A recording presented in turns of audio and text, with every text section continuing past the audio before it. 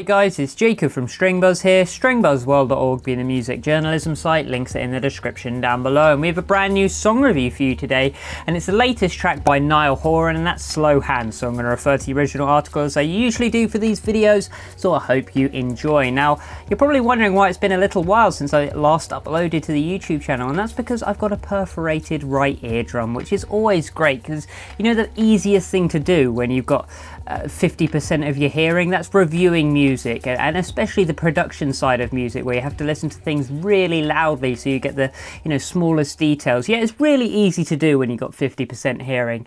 Now, I was actually one of the few critics who genuinely enjoyed Niall's last outing with This Town, and although the fan reception was still solid as well, I still feel like Niall was subject to some unfair comments by many other critics. However, I don't really want to be putting my foot in my mouth before I've even heard this new track, so shall we see whether he can back me up on this statement or whether he's gonna leave me looking like an absolute turd. Well, in my personal opinion, I actually think this is a great follow-up track. It's simple, it's catchy, it's kind of suggestive, and it's laid back as well. Instead of trying too hard and being too full frontal and too poppy, I kind of like the connotations within this track and the cheeky approach this track had with a lot of little underlying tones and stuff, and although it is a bit blunt at times, I just enjoyed this approach. Sure, it is a little bit monotonous in the sense that you only have a handful of chords expressed in this track and the same progressions repeated quite often, and the general rhythm doesn't really change all too much,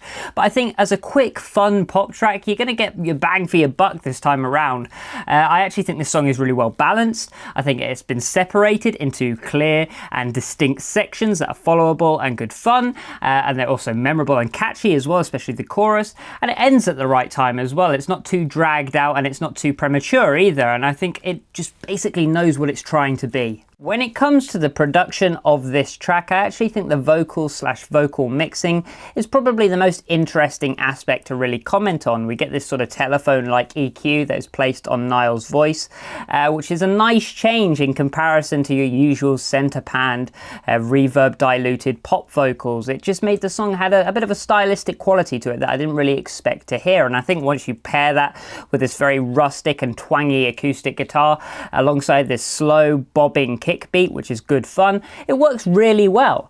It definitely has an old school aura to it, similar to say like an old T-Rex track or maybe even just a Mark Bolan type track in general. It puts an emphasis on this beat, and the beat is actually backed up by these very natural timbres that have been left somewhat raw in the mix as well, whilst you've also got these very heavily EQ'd vocals. Overall, I actually found the production cycle really refreshing. Musicality wise, I do think there is a lot in here which we can appreciate and enjoy, especially in the songwriting department.